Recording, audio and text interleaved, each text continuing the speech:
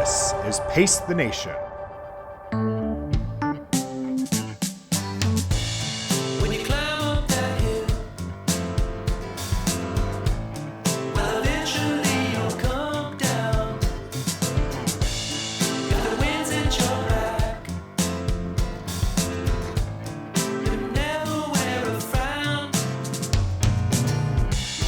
You're waiting on that second wind to begin to kick in. What's up, everybody? Welcome into Pace the Nation, broadcasting back here at Studio 1A in downtown Arlington, Virginia. We are back in the heart of all things. That's Clarendon, of course. And when I say we, I really mean we. You mean we. Right next to me, for the video audience to see, is my co-host, wife, my partner. It's Julie Culley. Julie, what's up? Oh, not much. This is awkward. This is really making me miss home Yes. and yeah. my home desk and my home recording studio. Well, we Feeling promised a the little audience. warm right now, being a little too close. We promised the audience you'd be back in studio, and you are back in studio. After some technical difficulty, we finally found a way to broadcast together. I think you did this on purpose. We Not couldn't figure out how to get our two computers across from each Right. other, the recording. You know, we didn't give ourselves enough time to troubleshoot. Yeah. But ultimately, I think you are so excited that we are in the same frame. We're Right. on the same awkward. computer. You know what? I think there was an episode once upon a time called Awkward Dating Seating. This is where we're at. For those listeners out there who aren't watching on the video, awkward dated seating. We're sitting right next to each other.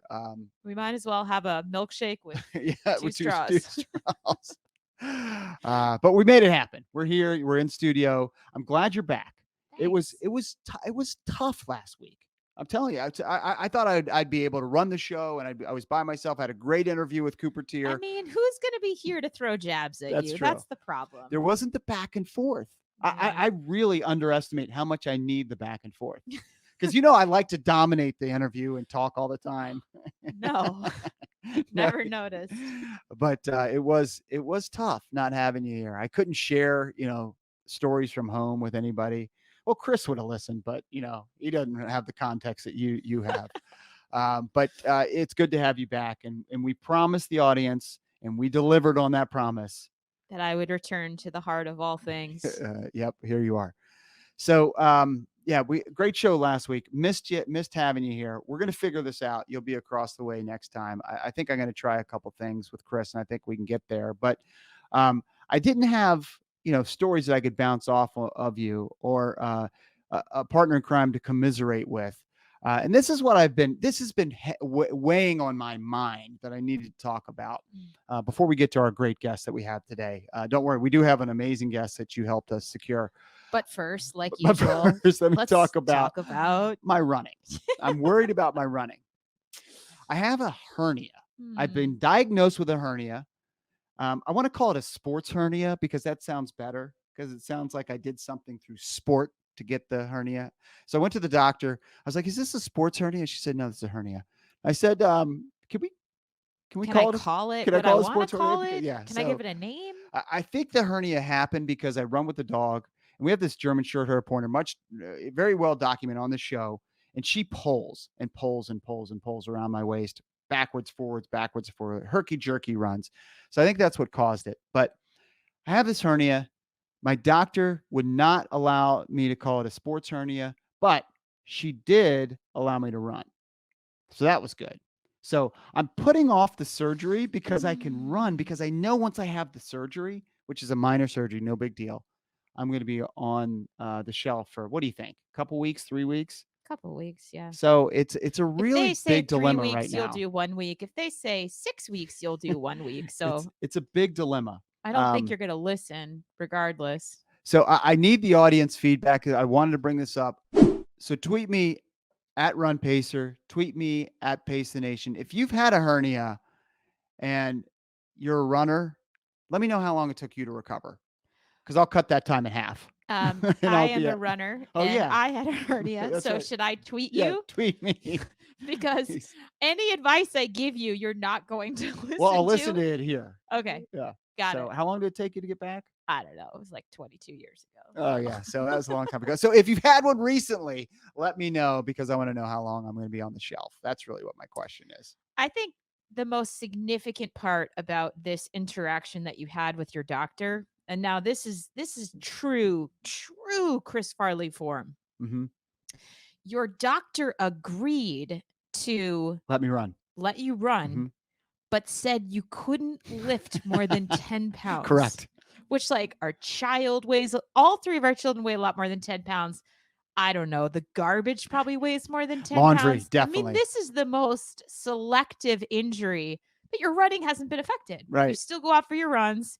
No big deal. But you're like, can you carry the baby out of the car? I'm not supposed to be lifting anything. So true story. I came home and I said, listen, Julie, I got a hernia. I had the ultrasound. It is confirmed. Doctor said I can run, but I can't lift stuff. And she said, give me that doctor's phone number. I don't believe you. I don't believe you. And I said, how, like, because you still haven't scheduled your surgery. I know. So I was but like, no. if you were told that you couldn't run, that surgery would have been the next day, Correct. maybe even that afternoon. Correct. Yeah. But it is still not scheduled. Yeah. So I don't know what we're waiting for. I for need it to get much crowdsource it. worse. Crowdsource some information is what I need. So let me Okay. know how long it took you to Don't get back. listen to your running. wife. Just crowdsource. Yeah, crowdsource information. All right. So with that out of the way, really excited about the interview today. Me too. We've got an elite athlete who's going to be running the Boston Marathon. And as this podcast drops on April 18th, the Boston Marathon will be happening that day. So April 18th.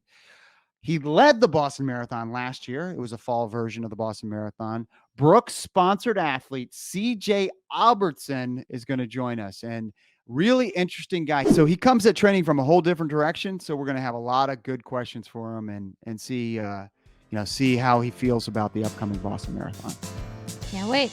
All right, really excited. Next here on Pace the Nation, Brooks professional marathon runner CJ Albertson. He joins us here on Pace the Nation. Pace the Nation is brought to you by Pacers Running Stores. Pacers has 6 stores in Northern Virginia and DC. For the best running footwear, apparel, and gear, just stop by or schedule a virtual fitting with the best running experts in the business. Pacers Running exists to help as many people as possible through running. For every run, it's Pacers Running. All right, welcome back to the program. And now, Julie, we are excited to be joined across the country by Brooks-sponsored athlete. He's running the Boston Marathon. And if you're listening to this as Pace the Nation come out, he might be out on the course right now. It's CJ Albertson. CJ, how are you? I'm great. Yeah, doing well this morning. Just got done with our college team practice. And Awesome. yeah, Awesome, so man. doing Well, well. thank you so much for joining us. And we are recording again. Just to remind our audience, we're recording a couple weeks before Boston. You're getting ready for Boston. You were the 10th place finisher in the inaugural Boston Marathon fall event, which is pretty cool. The one Yeah. and the only. The one and hopefully. only, hopefully, on your birthday. So that was an awesome race. You led that race for 20 miles. We're going to talk about that, but really excited to have you on the podcast. And first off, I want to make sure it's not awkward because Julie does work for Brooks. And is she your boss, or how would you label like your relationship with Julie Culley, Wow. sports CJ, marketing I manager? wasn't ready for this either, CJ. Yeah, I'm not sure. Yeah, I mean, she posed the question to come on as if I had a A choice, but choice? it's like, I may not ever have a renewed contract if I say no. So See, I talk to Chris about this all the time because he's like, we should interview a bunch of your Brooks athletes. I was like, it's a bizarre thing. Yeah, you it's a- know? yeah. Are you allowed to say no? Yeah. Well, I appreciate you saying yes. I do appreciate you saying yes. And I wanted to pose that first because I want to put Julie on the spot and you on the spot. Good Thanks. reaction. You are a Brooks athlete, which is super exciting. Let's go back. You were in the 2020 Olympic trials, pre-COVID, pre-different world. You were an athlete. What was the name of the type of Brooks athlete he was at the He was time? in the Hometown Heroes program. Hometown Heroes program. And going into that Olympic trials in Atlanta, you knew if you were top 10 in the race, you could get a Brooks sponsorship. Is that correct? And was that a lot of pressure?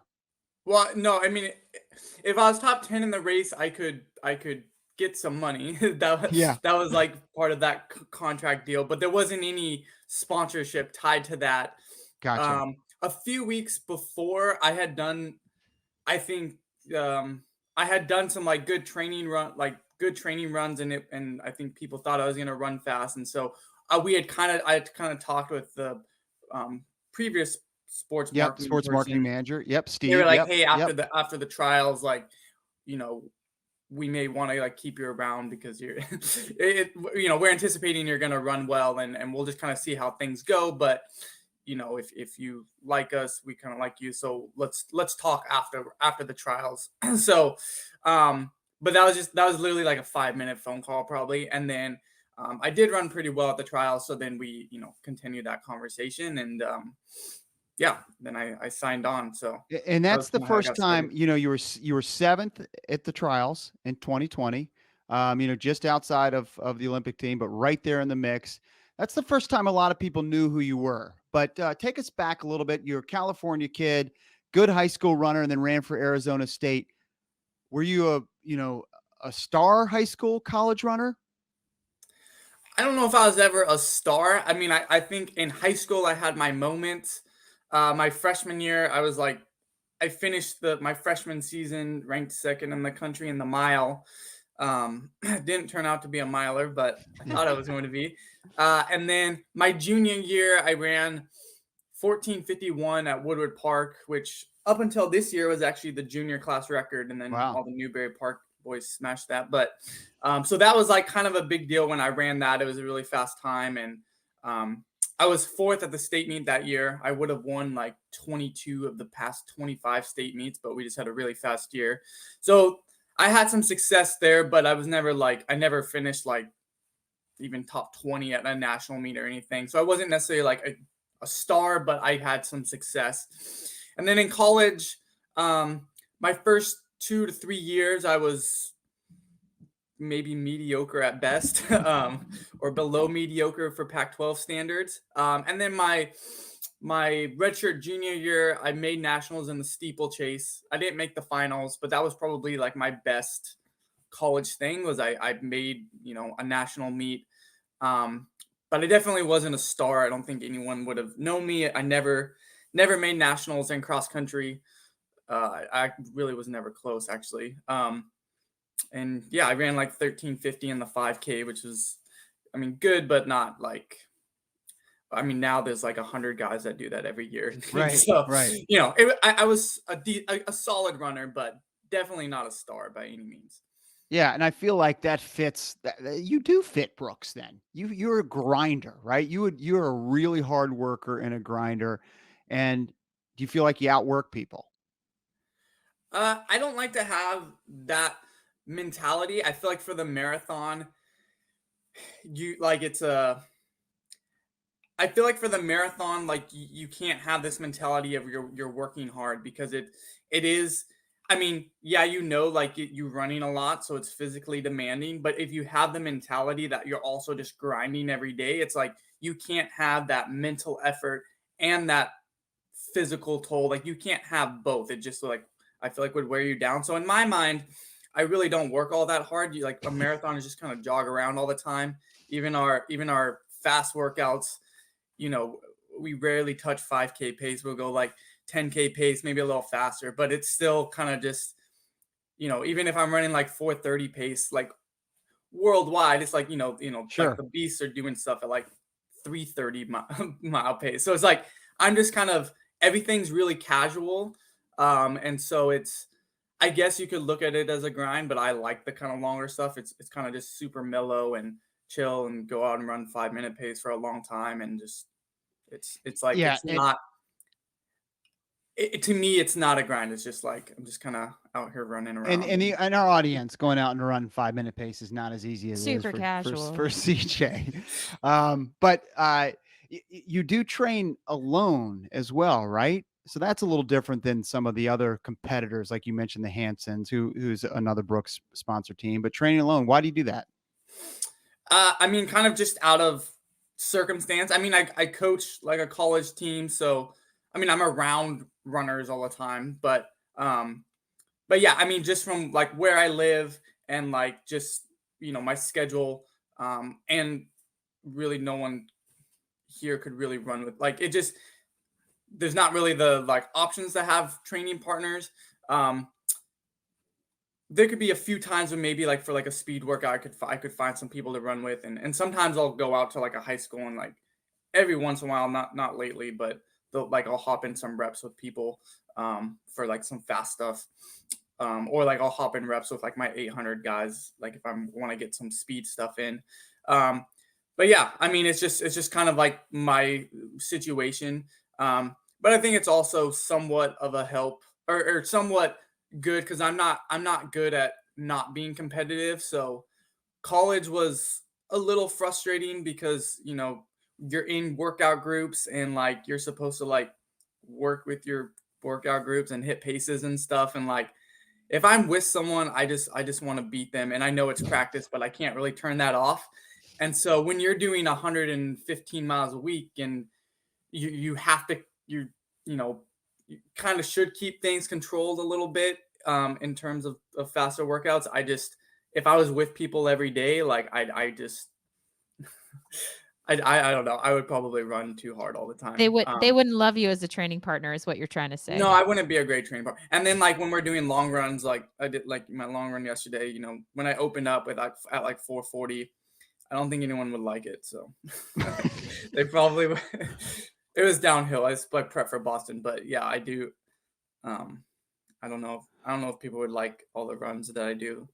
Well, you can you're really good on Strava. I follow you on Strava, so you can find you log all your runs on Strava, correct? Yeah. Yeah, all your runs on Strava. So follow CJ on Strava. You put some ridiculous stuff up there, and you're getting ready for the Boston Marathon. One that really stood out recently was, and we're talking about training and training by yourself, was a marathon effort where I feel like if you'd run the whole marathon, you're running race pace. I mean, is that accurate? Do you know what run I'm talking about? And can you kind of recap that for our audience? Well, I hopped in a marathon race, I guess. It's like an hour away from me, because I was gonna do a pretty hard long run that day. I mean, that marathon was going, and it's a super flat course. And then you kind of get some, like, at least instead of packing my own waters, volunteers can give me waters, and it seemed like an easier way to do a long run. But yeah, it seemed like it was at race pace, because compared to my previous races that would have been race pace, I anticipate that my race pace should be a little bit faster now, because that run felt it felt really really comfortable. I mean, it was also flat, and Boston definitely won't be flat, but yeah, I mean, a little bit under sub 5 minute pace, I feel like really, really good at flat, and even on hills, I feel pretty good. So, yeah, I mean, it was just if you look at it as just like a little bit over a 2-hour effort, if you look at it in that terms, it was just a good hard run. Do you care that people, because everybody has an opinion on how to train or how you should train, and you're running too fast, or you're running too slow, or you're running too much, you're not running enough. Like, do you care about the opinion that these people have when they log in and see your Strava runs? I mean, I kind of prefer that they think that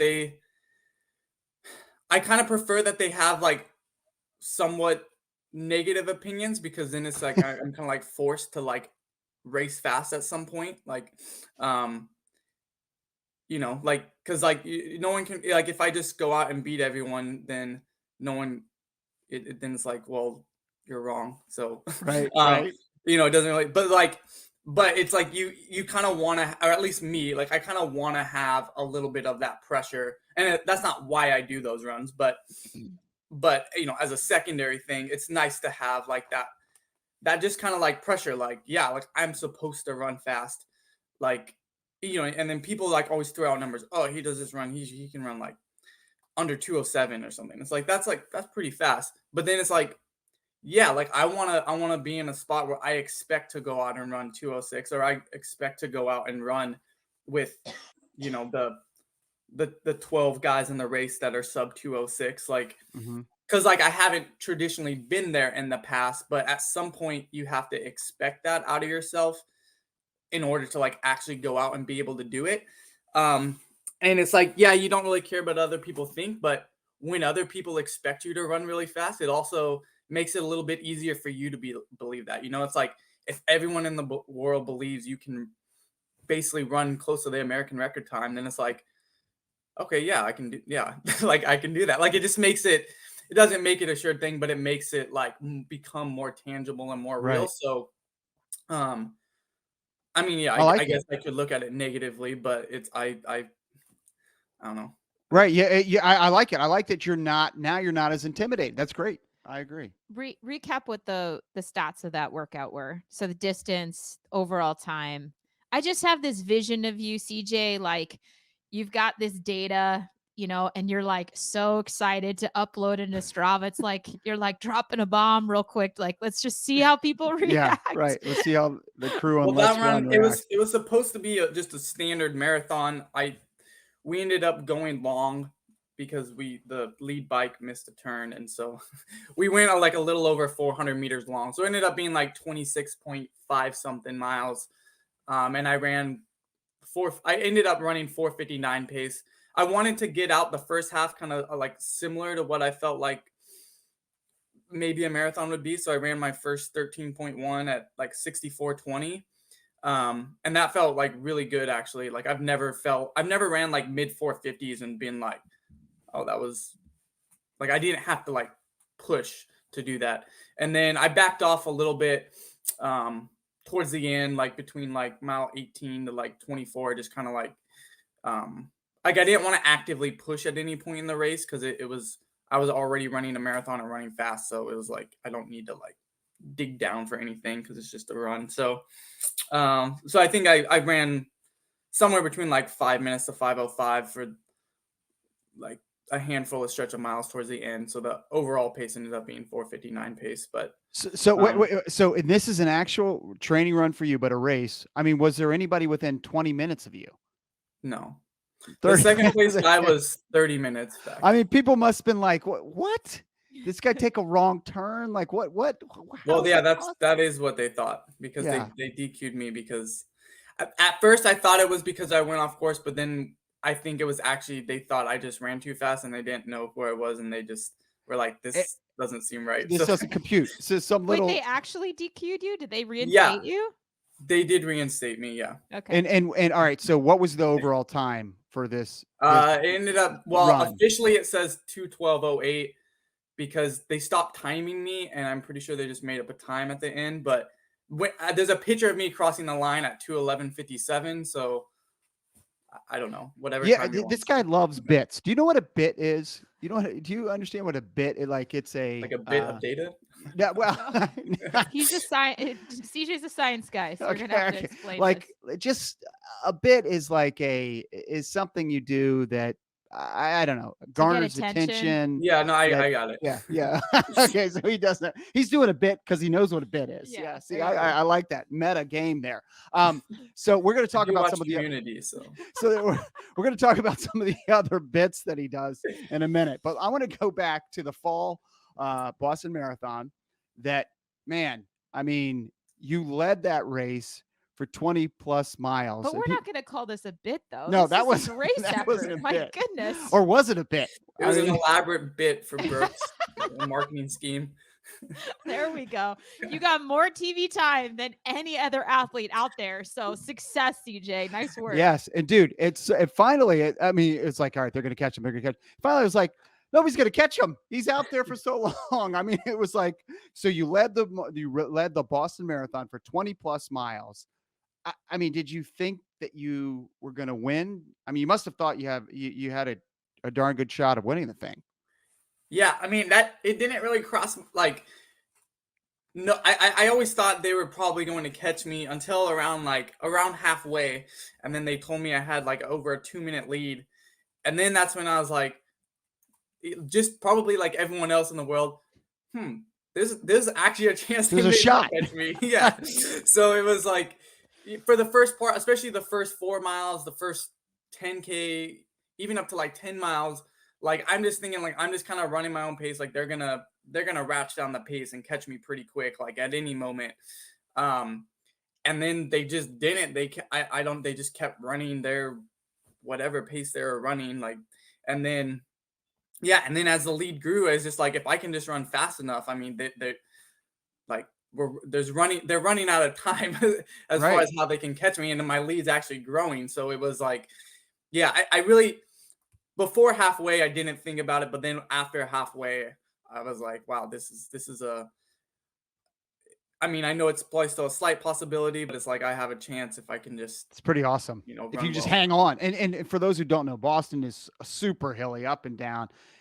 Were your quads just destroyed by 20 some miles? And I mean, you're running 5-minute pace, and do you start really seeing those diminishing returns that last 10K? And how slow, quote unquote, did you start running towards the end?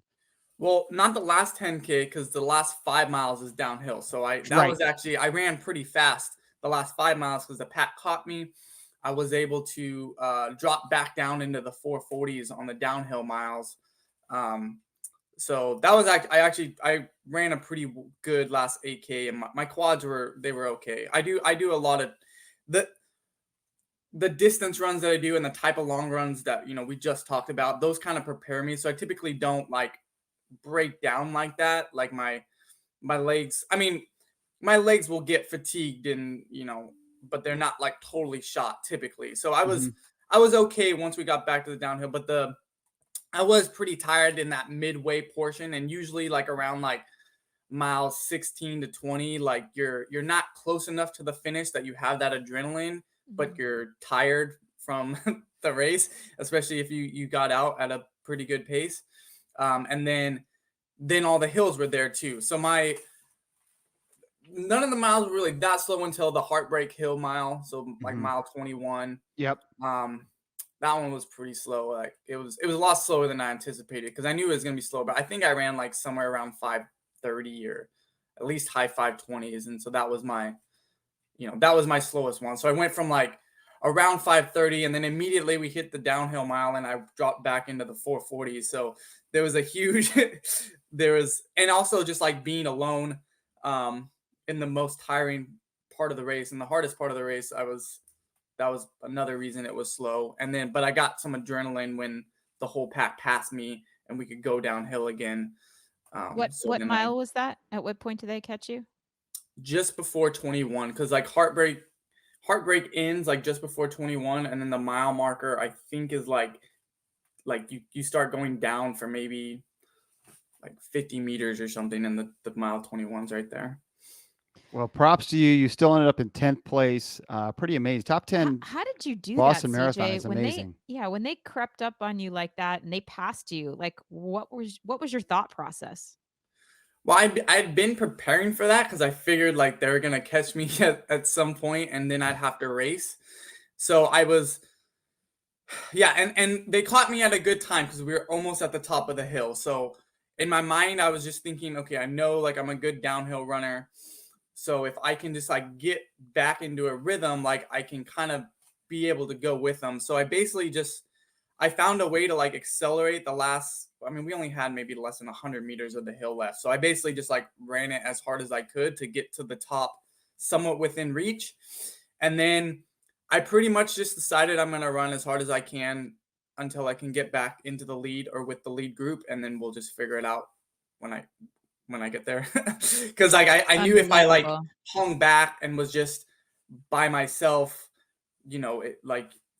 it just never, that gap typically just gets bigger and bigger and bigger. So I knew I had to get reattached, and then that would mentally get me engaged too. So, and the downhill helped. I mean, I can roll on downhills, and again, my quads weren't like broken or shot or anything. So, yeah, I just kind of forced myself to get into a faster rhythm. And then once you do pick it up, you typically actually feel somewhat decent. And so, yeah, I mean, and that's, I try to tell my athletes that sometimes like sometimes you just gotta like get out of your rhythm, and like it won't feel good initially. Like the first 50, 100 meters will feel terrible, but you can typically adjust, and like you get back up to the pack. You you settle in, you sit, and then it'll typically feel better. It doesn't always work in a 5K because you have lactate, and sometimes you can only push through so much. But in a marathon, you can get that rhythm back. You're pretty extraordinary, CJ. I mean, I think anyone watching would have been like, okay, he got swallowed up. Like, is Yeah, he going to see you finish later. 40th? Is he going to finish 50th? Like, Yep. there are very few moments I have ever seen an athlete just like ride the rails the way that you do. And I like the mental battle just to get back up there. I mean, even the way you talk about it is so casual, but the fact that you still finished top 10 in the race, Yeah. second American, after the amount of energy you put into the first 21 miles of the race, leading by yourself. I mean, kudos to you. But what does that mean now? Like, so heading into Boston in 2 weeks, like you've probably rerun this race so many times in your head and had people like us ask you about it and relive it many times in your head. Like, what are you thinking about? How are you preparing for this go at Boston? Well, I mean, I'm just trying to be as fit as possible. I really think it's going to be a much different race. I just like, I mean, I can't even run through scenarios where it goes out as slow as it did, like a second year in a row. So I mean, really, yeah, I haven't even played any scenarios where the bulk of the pack goes out in 66:30. Like, I guess you should prepare for anything, but I haven't prepared for that. I just don't think it's going to happen.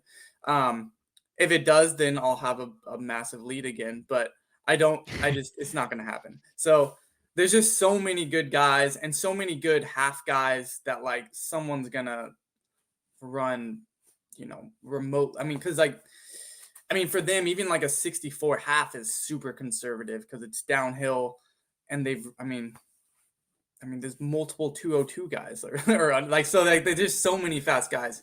They can run well within themselves and come through at 63, even 62 high. Like, so I'm kind of preparing more for that it's going to be a more honest race off the front, and someone, they may not blast the first couple miles since they're so downhill, but after that, once it starts to flatten out, like, I mean, they can just jog basically 450s. So I'm kind of preparing for that, and I want to be able to go out kind of like 63 mid, 63 high, and feel good, like, and be able to still attack that second half and to be able to run a lot faster on the rolling hills than I did last year, and then be in a position to close hard at the end. So I mean, you can't ever really predict what everyone else is going to do, but I feel with my training, I can, knowing how the first half of the race goes, I feel like I can definitely be right around that range, somewhere in the 63 minutes, and feel pretty good, and then coming up into mile 15, if there's a pack, maybe break that pack up a little bit because it'll be a downhill mile, or I can use that mile to kind of like reattach to a pack. So then I'm hopefully with someone as we start going through the hills. And then once you get over heartbreak, then I feel like I can run straight up with almost anybody, because everyone's tired, and I'm good on downhills, and I'm usually good at finishing marathons. So yeah, So do you tie a result to success? Like, is there a metric that you say, all right, could you even PR? You could PR here at Boston, which is a crazy spot to PR, but do you got to be top 10 again? Do you got to hit a PR? What's success for you? Yeah, it's hard to tie specific results because, I mean, you never know what the weather is going to be. So like time wise, you just really don't know. Like, yeah, there could, we've seen the times are just all over the place at Boston. So it really depends on the conditions. And you just don't know what those are going to be. So yeah, so time wise, I try not to put too much emphasis on it. And then place wise, it's kind of the same. It's on paper, like, I'm pretty sure it's 12. There's 12 guys under 206. And last year, a lot of those guys, they had PRs from like 2012 or 2015. Right. Pretty much all the people in the field, like, their PRs are from like 2018, 2019, or more recent. So they've been in the last 3 to 4 years. So typically, all those all those guys that on paper are really good, like they've done that somewhat recently. So, if 10 guys run 205, is it realistic for me to be top 10? I don't know. Maybe. Like I wouldn't be upset if I ran 207 and was 12th. Wow. I mean, Yep. that'd still be a good day. Or if it was terrible, I don't know. It's just hard to say. So All right. just wanna be in I a got you. position where I can compete. I got you. I pinned you to something. All right. I said 12th and 207. Okay. I mean, that's what I'm going to Okay, yeah. remember. I'd rather I don't know if finish he's higher, comfortable but- with that. You'd rather finish higher. Okay. Yeah. Well, I mean, the race, He's again, such a competitor. this and look- podcast is coming out when the race is happening. So I Yeah. want people to have, something to listen to and root for. So, all right. But I get it. Results can be, all over the place at Boston, but you are tougher than most. And you train yourself, whether it's a bid or not, you train yourself to be, able to run in all kinds of conditions. Follow him at CJ Albertson on Instagram. And Chris, put up this video of him running on a treadmill where you've got heat lamps. I mean, it's ridiculous. I mean, is this a bit or is this what is this? I mean, I don't do that. I don't do that all the time. It just like if I know the race is going to be hot, then I'll do that. Okay. Yeah, it just kind of depends. Or I'll do it like if I'm not in great shape and I need to kind of get a jump start in my fitness, or if like my legs quite aren't there, but it's it can be a good aerobic booster. So yeah, I don't do that all the time. It's not like every time I'm on the treadmill I have these crazy Well, heat lamp things, this but is the sometimes I do. world's greatest treadmill runner with the world's greatest setup, which I agree with. So bid or not, it's pretty impressive. So give him a follow, CJ Albertson on Instagram. But there's some other things that you've done that have been just amazing. So let's talk about world record for the indoor marathon. So an indoor track is 200 meters around. How many laps would a marathon be? It was 211. 211 laps, and you ran 217, which is, what, 5:15 pace or something like that. Yeah, it's somewhere around there. Yeah. I mean, how? CJ's like, I blacked it out. My I body mean, was that's so ridiculous. messed up. That's how and why. But there wasn't a whole lot of reasoning or thought. I It was a bit. See, it's a yeah, bit. basically it was a free trip to New York is really what it was. But Okay. I kind of saw it and I was like, and I looked at like the times. I was like, that's not that fast. I could, because I'd only done one marathon before I signed up for this. Well, no, 2 marathons, because I guess I did back to back. The first time I ever did a marathon, I did one 2 weeks later. But anyway, so this was like really early on in my marathoning career. And yeah, I was, I don't know. I saw it and then I didn't really think anything of it, but I was like, this kind of sounds interesting. And then my sister-in-law was like, no, this is totally you. You should do it. I know the race director because he tries to get me to do it, but I don't want to do it. And this was like 3 or 4 weeks before the event. And so then I just kind of called him. I was like, I think, I could do this. I could probably set the record. And he's like, sure, we'll have you out. Cause there's only like 6 people entered. And then I got him to like put my wife into, cause there's only 1 woman entered and my wife hadn't ran a marathon, but I'm like, she's ran a decent 10K. So, and she's in shape, so she can maybe run. And so we roped her into doing it. And so I actually, the same Modesto marathon, I ran that 2 weeks before. I PR'd in that, which at the time I ran like 2:16. Then the next week I went to Sacramento and did the Sacktown 10, which was this past yesterday. Did the Sacktown 10, and then 6 days later was in New York and did the indoor marathon. So It's quite the lineup. it was marathon, 10-mile marathon. None of them were really planned, but the 10-mile was planned. I don't know how I got into Modesto or where I did it, and then the indoor just like I planned it after those. So I don't know. I just kind of. Do you understand that people of your level have like everything set in stone? They can't even go out on a 5-mile jog at 8-minute pace without being scheduled. and you're just on a whim going and running 211 laps in New York City. Yeah. Well, I mean, it was fun. Yeah. And we, yeah, but I don't know. My body, like I'm good at recovering, and I had done like longer, even my first marathon buildup, I did like a 50K like in training. And I felt fine. So yeah, like after the indoor marathon, my body for the most part felt all right.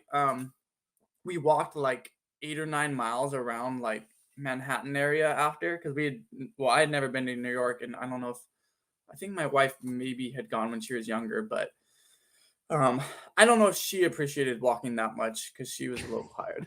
Because that was her marathon debut technically. Did she But all she had to qualify do for was the? finish, and she got $2,000. So Well, this was did she before she qualified for the trials. Okay, so this didn't count as a trials qualifier. Well, Okay, she didn't hit all the right. time. She ran like she started with there was only two people. She started with the other woman and then kind of fell off. And then I'm just like, do not step off the track. We are getting that $2,000. $2,000. And you are Oh my finishing this race. It gosh. was $2,000 for second place. And we weren't making a lot of money at the time. I had a part-time job. She was still in school. $2,000 was like a tenth of our yearly income. So we had Well, a lot of people would say that have to be paid more than $2,000 to do 211 laps around an indoor track, but that's pretty incredible. I am impressed.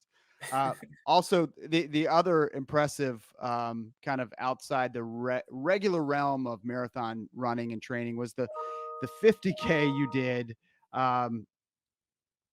Was the 50K you did in 2:42:30. Tell us about that. That was a world record type time as well, correct? Yeah, I mean the 50K to me is like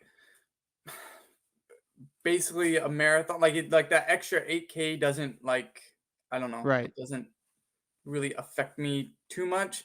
So yeah, I mean it seemed like in my mind it seemed like it was a very attainable thing to do. So and it was during like the COVID time, so I wanted to do something. And then in my mind it seemed like really annoying to like certify a 50K course, because like where do you go do that? And like it seems like I just thought of someone out there like with I don't even know how they do it with a wheel or the tape. Right. Like however you do it, it's like that would take forever. Like why don't you just go to a track and like it's 125 laps. So that's what we did. I called my actually Julie helped, and we talked with our my coach, my alma mater, Buchanan High School. I mean, they have literally one of the nicest tracks in the nation, and that's Beautiful. not an exaggeration. Awesome. It is amazing. Incredible. The track's really fast, but also soft enough that it's good for running long. And it's, I live 5 minutes away, so it was just like it made sense to do it on the track for me in that situation. And then you set the world record. Did Des get the idea from him? Is that how she got the idea? Probably. Yeah. But then she CJ's actually leading went the out and did did the wheel thing and actually Well, certified she it. didn't. She no, Yeah. she did. Des was not She was wheeling out a there with 50K the for wheel. herself. No. Well, that's awesome. Another bit. I'm seeing where the name of this episode is going to be a bit. So CJ, looking forward to Boston. What else? So what else are you going to be doing that weekend? A lot of stuff with your sponsor Brooks, correct? Yeah, we have the Hyperion House like Sunday. There's been so many things. I haven't fully read everything, but I know we're doing stuff. We're You're doing a course. You're doing a course review, so that's one of the Yes. things you're doing with a group at the Hyperion House. So you're on a panel. So you do know that. That's on Sunday. Is it Yeah. Sunday? Sunday. It's Sunday, yeah. Wow. At like Yep. 11. I want to say 11, somewhere around. We'll Awesome. fact check you. Yeah. Yeah. Yep. And I mean, all this will have happened by the time this podcast airs, but that's fine. So, Hyperion House on a panel, and you, I wanted you to talk about Brooks. Like Brooks has been such a huge part, and you like, what shoe are you running in? You love their shoes, right? Oh, who doesn't love Brooks shoes? Yeah, I've been running in the Well, I've been doing all my long runs, so all the like things you see on Strava. That's all been in the Hyperion Elite 3s. Nice. which came out April 1st. Yes, Okay, absolutely. so I didn't actually know that. I was wondering Yeah. when they In order officially for were going to you, be in sold. order for you and Des to wear them at the Boston Yeah. Marathon, they Yep. had to be released by April 1st. So Yep. on Friday, they were up on the Brooks Running website. So little plug Okay. there. Yep. But Cool. tell us about it. Yeah. Yeah, And 'cause tell I've us been about asking. your specific shoe. So I know Yeah, there's been well, a little so I have alteration. yeah, my feet are I guess like, all things about me when it comes to running, my feet are a little bit different. So I just have I have This very is not a bit. This is not a This is bit. not a bit. this Yeah, Okay. this is very true. If anyone's seen my feet, but they're very wide and then they're very like thick, like they're Mhm. tall. I just have big feet, kind of oddly shaped, not too attractive. Um, they're just bigger than what my body is. So I just have these feet. But so the I basically cut the tongues out of the upper because my foot is like so thick that it You got doesn't too much really. volume. Okay. Yeah, I have too much volume, and so it rubs up against the top. Okay. And any sort of, which for most runs it's going to be completely fine, but like for a marathon, it's like all those. If you have any sort of friction or anything, it builds up. Mhm. And so I get this like I get these rashes, and eventually it'll start to bleed and blister, and it's just annoying. So I just cut the tongues out, and then I'm like, oh, there's no rubbing, there's no friction, there's nothing, and my foot can kind of like spread out. I also cut like a really small slit on the side so my pinky toe can Breathe. kind of breathe and spread out because it gets crammed in there. Like when I never realized this, but when I was in like high school, no, junior high, I would never wear flats. You'd go in and try them on. I just hated them. In my freshman year cross country, I was pretty good. I was on our varsity team. We got 9th in the nation that year, but I wouldn't wear racing flats because they just felt uncomfortable to me. And I never put it together that most racing shoes are fairly narrow. And Yep. so I never knew that like I just hated all these racing shoes because they were so narrow. So I wouldn't wear racing flats. I never put it together until like now. I'm like, oh, it's because I have a wide foot. That's probably why I didn't like these narrow racers. But yeah, so I've just kind of modified the upper a little bit to like let my legs spread out, my feet spread out, and they've been and it feels good. And the new upper, the Hyperion 3 upper is pretty flexible Yep. anyways, so that helps just in itself, the upper in itself. But yeah, and then I've been wearing these I don't know why I didn't do this before, but the Adrenaline 22s, they have a pretty cool color. I was gonna show them, but this isn't on video, right? Yeah, it is on video. Let's Yeah, see it. well, Let's see it, here, dude. Yeah, I'll pull take them it up. off. Yep. Yeah, so Yeah. I like these color. But Yeah. anyways, it's cool, but it's a 2E, so I actually have a. So you wear a wide. Wow. How Yeah, I many wear a pro wide, and runners are actually, wearing wides? Wow. I'm probably even a little bit bigger than a 2E, but 2E is good enough. And so, Wow. but these feel really good. So I've started to. I was doing all my training runs in the Hyperion Tempos because those are just like, just the best. Well, they can be racing shoes, but best Yep. non-racing shoes ever. But they are a little bit narrower, and so because the DNA Flash Foam is just really good. But So the you're doing a lot of your stuff in the Hyperion Elite 3, like a lot of mileage, like a lot of the long yeah, stuff.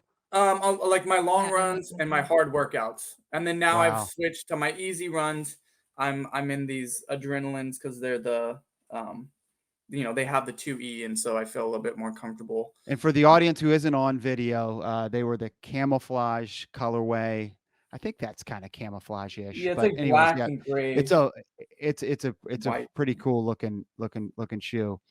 How many miles can you get out of those Hyperion Elite 3s?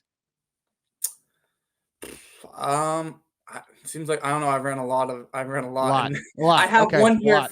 that I'm going to be racing in that I will only put about 10 miles before the race in because Before. I like to keep those Yeah. fresh. But I've put, let's see, probably at least close to 200 now. And if you look at my That's run great. from yesterday, it was pretty fast, and so they still had pretty good pop and felt really good. And they That's got that's at a least glowing review. That's awesome, man. CJ, speaking of recovery, how are we recovering to prepare for Boston? Yeah, you better be recovering now. No more long runs. Yeah. And we also haven't even talked about the fact that you're a brand new father. So Yes. how Yeah. has that Yeah. all played into training and stuff? And they'll be with you in Boston as well, right? Yeah. Yeah. So, well, I guess first with recovery, I don't know. I feel good, really. I'm like, so when I did that like little Modesto marathon thing, and obviously ran fast. But this past week was probably my best week of training overall. I had one of the fastest but more best feeling speed workouts. Like I was on a trail that kind of went up and then down one way, and so I did 10 by a K, an average like 250, which isn't like crazy fast, but it felt like really good. And then I finished with a slightly downhill mile at 4:11, and that felt good. So I felt like I was like, oh, that for how good that felt, like that was a pretty good workout speed wise. And then I did like a 4-mile tempo on Friday at like 18:30 or 18:32, and some 400s, and those felt good. And then my long run yesterday felt, I mean, I've never finished a long run feeling as good as I felt, and ran because I was going up and down a hill basically to kind of simulate Boston, and and close in like 4:32, and so I felt good. But yeah, I mean, I don't know, I feel fine, like everything. I've just been recovering really fast, so I guess I'm in good shape. And this week will probably still be normal. I won't do like a big long run at the end of the week. I'll just, so there won't be a huge long run, but I'll still do some speed stuff. And then, and I like to keep the mileage somewhat similar leading up to it. And then about like the week of, I'll do a moderate workout, but it won't be hard. And then I'll cut the mileage back the last 4 to 5 days. So I don't like to cut the mileage too, because I feel better actually when I run a little bit more, as long as I'm not running like too hard all the time. And so I just kind of tweak things. I don't do this like huge 50% taper. It doesn't work for you. From elementary school, it's never worked for me. Like I don't know. Just not how my body works, but you got to pull back a little bit, obviously. And Julie mentioned your son, your newborn. Is he sleeping through the night, or have you been able to sleep? Well, my wife is a good mom. So she's doing the heavy lifting. I get it. She's doing So I know how he that sleeps pretty well. I mean, it's nice. He goes to bed at like 6:45, so like that's good. And then he'll typically What's that sleep like? till like Goodness. around 6. Wow, Yeah, that is not like ours. Wow, that's awesome. Yeah, well, he's still young. He's like 5 months, so he's he sleeps early. And then I mean, he'll usually wake up like 1 or 2 times, but my wife usually gets him and he goes back to sleep pretty quickly. So That's awesome.